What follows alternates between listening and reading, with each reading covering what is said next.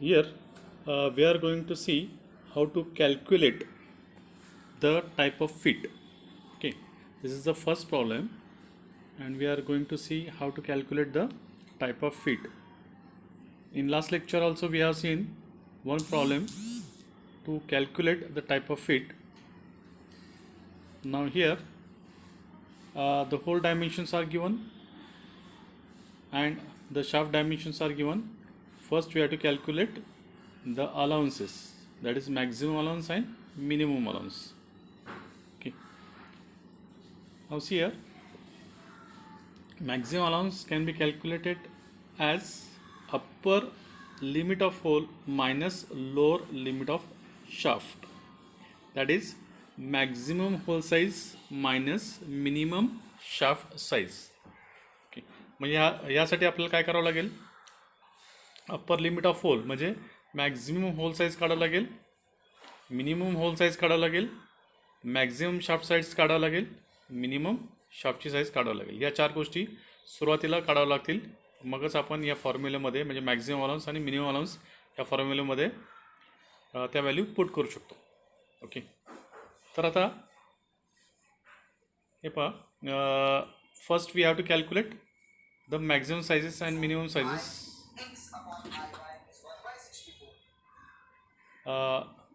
For hole diameter 50H7 plus 0.030 and 0.000 lower limit दिले आणि tolerance दिलेले maximum लिमिटचा 0.030.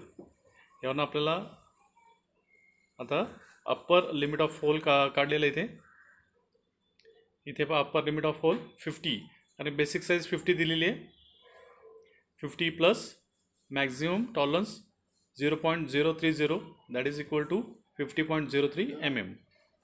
Okay, so this is, we can see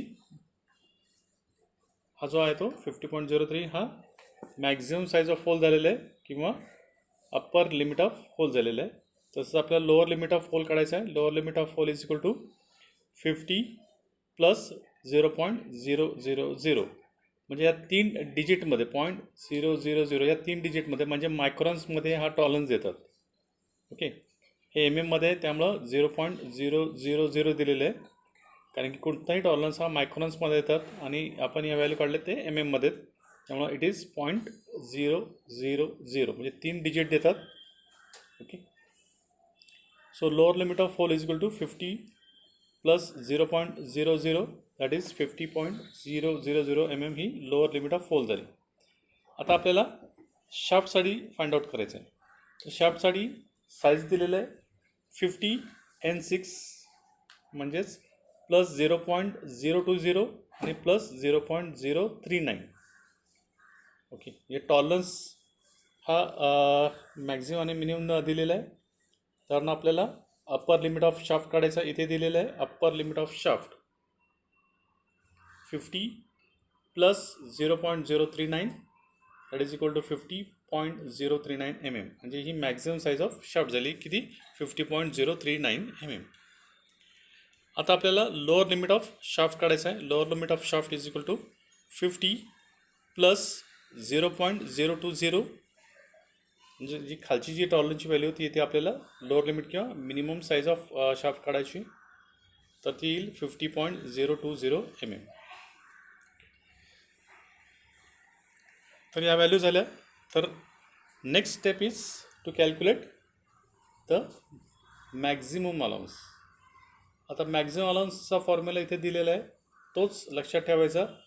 4 मार्काला problem येतो, तो compulsory आपल्याला solve करायचा आहे, कारण की 4 मार्क आपल्याला इझिली यामध्ये मिळू शकतं.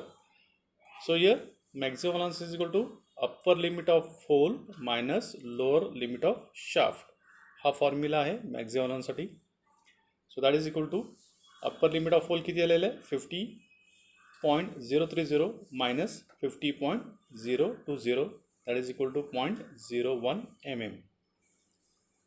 आता 0.01 mm हा पॉझिटिव्ह व्हॅल्यू आली आहे. सो पॉझिटिव्ह व्हॅल्यू फार महत्त्वाची आहे.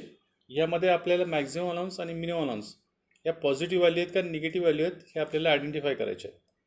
जर पॉझिटिव्ह व्हॅल्यू असेल म्हणजे काय की होल साईज ही शाफ्ट साईजपेक्षा मोठी आहे, म्हणजे शाफ्ट हा होलमध्ये आरामात जाऊ शकतो किंवा स्लाईड होऊ शकतो किंवा रोटेट होऊ शकतो. त्यामध्ये क्लिअरन्स एक गॅप आहे.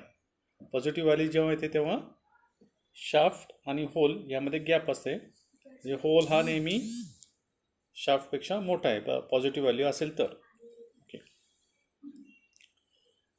नाव minimum allowance is equal to lower limit of hole minus upper limit of shaft. ह्यामध्ये आपल्याला नेहमी पहिला होल घ्यायचा आहे, नंतर शाफ्ट घ्यायचा आहे, हे लक्षात ठेवायचं. पहिला होलच आला पाहिजे, नंतरच शाफ्ट आला पाहिजे. ओके. आता लोअर लिमिट ऑफ होल किती आहे 50.000 minus upper limit of shaft किती आहे मायनस 50.039, म्हणजेच आपल्याला व्हॅल्यू येईल ती मायनस 0.039 mm. म्हणजे ही जी व्हॅल्यू आली ती मायनसमध्ये आलेली आहे आणि पहिली व्हॅल्यू ती प्लसमध्ये आली आहे. जेव्हा एक व्हॅल्यू प्लसमध्ये येईल आणि दुसरी व्हॅल्यू मायनसमध्ये येईल, कोणती वरती खाली कुठली आली तरी चालेल, दोघांपैकी एक व्हॅल्यू प्लस आली दुसरी मायनस आली, तर it is a transition fit. So hence the type of fit is transition fit. तुम्ही एक्सप्लेनेशन पण पाहिजे तर लिहू शकता, as one of the allowance is positive and other is negative, hence the type of fit is transition fit.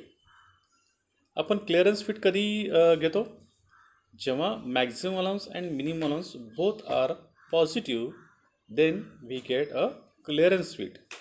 कारण की दोन्ही केसमध्ये आपल्याला शाफ्ट आणि होल आणि शाफ्टमध्ये आपल्याला नेहमीच क्लिअरन्स येतो, म्हणजे गॅप मिळते, आपल्याला पॉझिटिव्ह अलाउन्स मिळतो. ओके. आणि जर दोन्ही निगेटिव्ह असतील, म्हणजे maximum allowance is negative and minimum allowance is also negative, in that case will get a interference fit. Interference म्हणजे काय, इंटरफोर होतो, होलमध्ये शाफ्ट जात नाही, कारण की होलपेक्षा शाफ्टची साईज ही मोठी असणार आहे, कारण की आपल्याला निगेटिव्ह अलाउन्स होतो. कारण की होलपेक्षा शाफ्ट हा मोठा असल्यामुळे आपल्याला जे अलाउन्स येईल ते निगेटिव्ह येतील. So hence the type of fit is interference fit in that case.